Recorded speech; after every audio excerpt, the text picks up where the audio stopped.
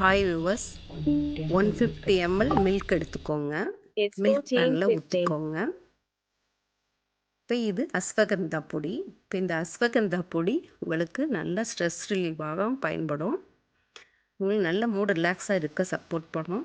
டைஜஷனுக்கு support பண்ணும். உங்களுக்கு நல்ல ஆழ்ந்த தூக்கம் வர்றதுக்கு சப்போர்ட் பண்ணும். பாடியில் பித்தத்தை டவுன் பண்ணும்.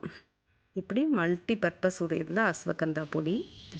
1/4 டீஸ்பூன் அஸ்வகந்தா பொடி எடுத்துக்கோங்க. அந்த பாலில் போட்டுக்கோங்க.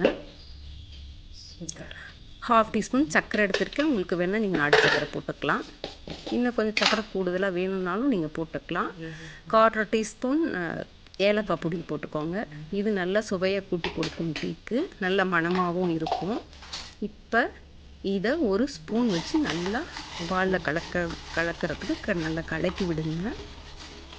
இது ஒரு நிமிஷம் நல்லா கலக்கிவிட்டு சூடாகட்டு இருக்கட்டும். இப்போ 1/2 டீஸ்பூன் டீத்தூள் எடுத்துக்கோங்க. இப்போ கொதி வந்துக்கிட்டு இருக்கிற அந்த பாலில் தூளை போட்டுக்கோங்க. இப்போ போட்டதும் பொங்கி மேலே எழும்பி வரும்.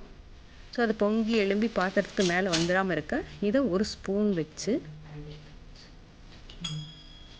இது போல் நல்லா கலக்கி விடுங்க. ஸோ பாத்திரத்துக்கு மேலே பொங்கி வடிஞ்சிடாமல் இருக்கும்.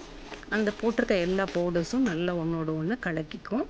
எசன்ஸ் உங்களுக்கு நல்லா இந்த மாதிரி கொதி வரையில் பாலில் நல்லா இறங்கிக்கும். இதை ஒரு 2 நிமிஷம் நல்லா கொதிக்க விடுங்க.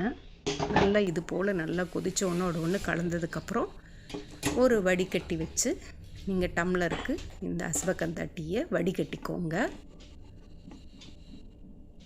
நல்லா இப்போ சுட சுட அஸ்வகந்தா டீ ரெடி ஆகிடுச்சு.